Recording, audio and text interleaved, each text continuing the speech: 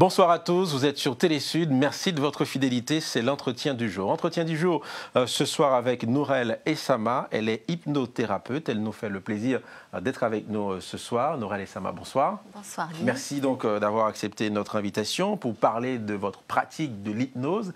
Être hypnothérapeute, qu'est-ce que ça veut dire? On peut soigner par l'hypnose, c'est ça? Alors, merci pour votre invitation tout d'abord. L'hypnothérapie, c'est une technique de thérapie brève grâce à laquelle on peut soigner. Oui, on peut aider les gens pour tout ce qui est stress, perte de poids, confiance en soi, dépression et plein d'autres choses. D'accord. Alors vous, qu'est-ce qui vous a attiré justement vers cette pratique de l'hypnose? Comment ça s'est passé? Comment a eu lieu la rencontre? Alors, tout d'abord, il y a une quinzaine d'années, j'ai commencé par m'intéresser à la psychologie.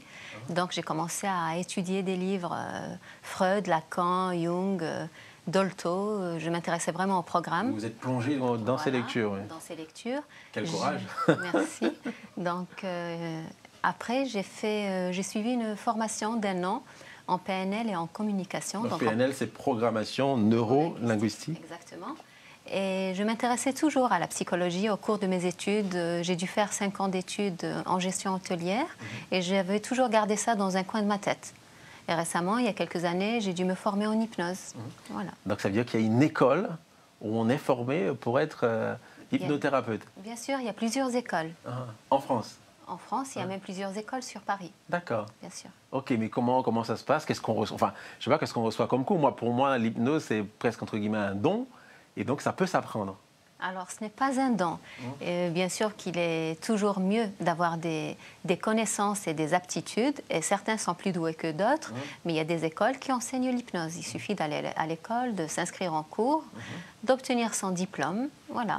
Et je sais pas, il y a des cours, enfin, comment se passent les cours? C'est quand vous vous exercez? Parce que, je sais pas, on aimerait juste... Est-ce que vous pouvez nous donner des détails sur les cours, comment ça se déroule? Alors, les cours, il y a tout d'abord des cours théoriques où on nous explique d'abord ce que c'est que l'hypnose, parce que les personnes qui viennent en cours ne savent pas forcément ce que c'est.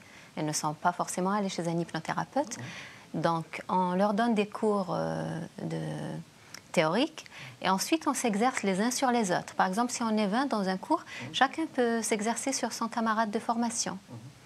Donc, c'est comme ça, en pratiquant, petit à petit. Et ça dure combien de temps? Tout dépend, les formations. Ça peut durer jusqu'à 3 ans.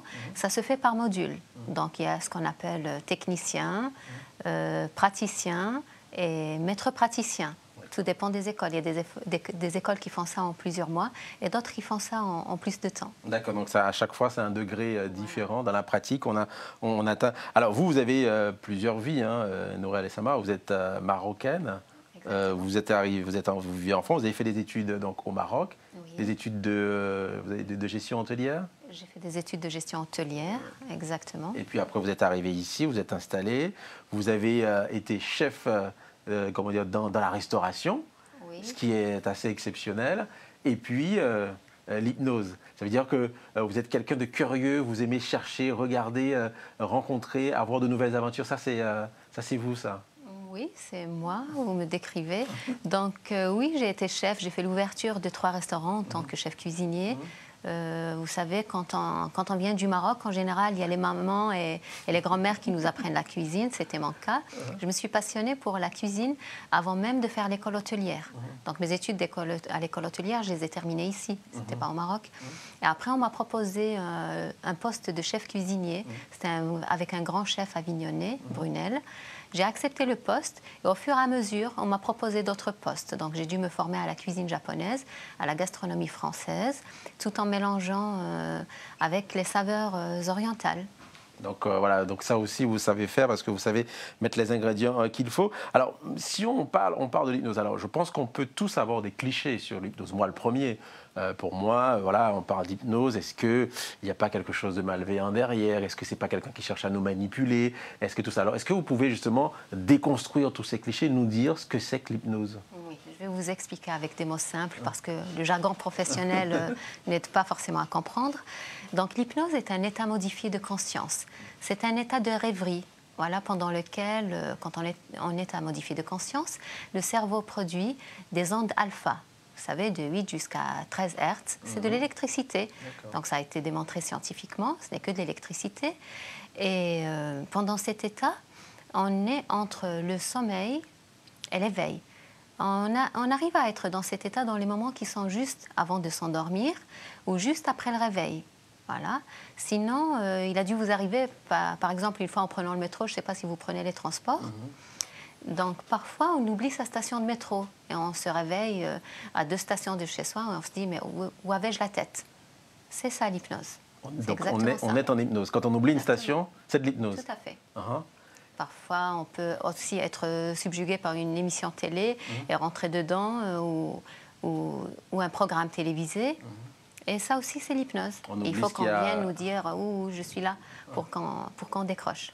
Ça aussi, c'est l'hypnose. Ça aussi, c'est cela. Alors vous, en tant qu'hypnothérapeute, comment vous arrivez à agir sur un être humain, sur quelqu'un, pour mettre cette personne dans un état justement d'hypnose? Alors, pour mettre une personne, d'abord, l'éthique, c'est la bienveillance. Il faut être bienveillant et il faut se faire du bien pour pouvoir faire du bien aux autres. Donc, il faut vraiment être bien dans sa peau, avoir fait un travail en profondeur sur soi.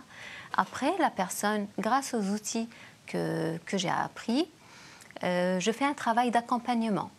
Voilà. Et je n'agis pas sur les symptômes, j'agis sur la personne.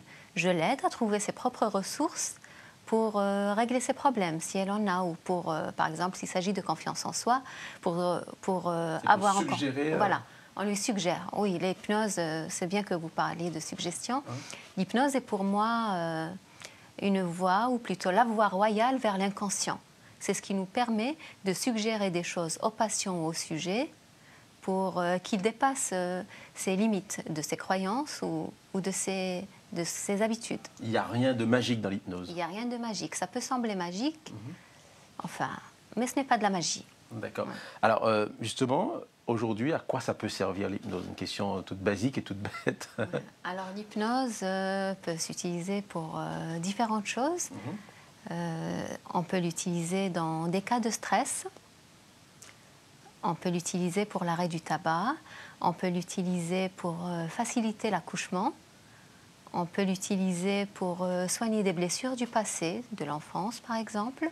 On peut même l'utiliser pour effacer certains traumatismes, comme les viols ou voilà, des choses similaires. D'accord, donc faire sa résilience, l'hypnose peut permettre d'arriver à un état de résilience. Exactement. D'accord. Comment vous agissez justement sur... c'est des pratiques que vous avez déjà eues, vous Comment j'agis sur les gens? Oui, mais comment vous agissez justement pour arriver à mettre dans cet état, oui.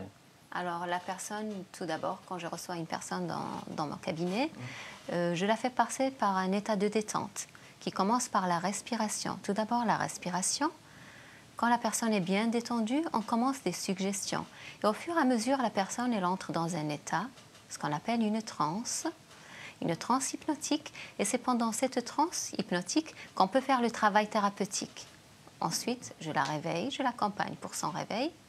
Et là, elle voit que le changement opère juste après la séance, sinon quand elle est confrontée à la situation qu'elle voulait changer. Donc ça veut dire que petit à petit, ça peut durer combien de séances? Vous dites que c'est une thérapie courte parce que vous n'allez pas garder un patient, ouais, on peut dire, voilà, sur plusieurs séances comme ça se fait dans d'autres pratiques, par exemple. Ouais.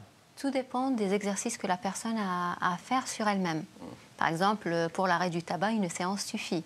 Après, seule séance? Une seule séance. Pour l'arrêt du tabac? Une seule séance d'1 heure. D'accord. La personne, elle arrête le tabac. Sinon, pour les séances de minceur, pour la perte de poids, parce que j'exerce dedans également, je me suis spécialisée dans la minceur, donc la pose d'anogastrique.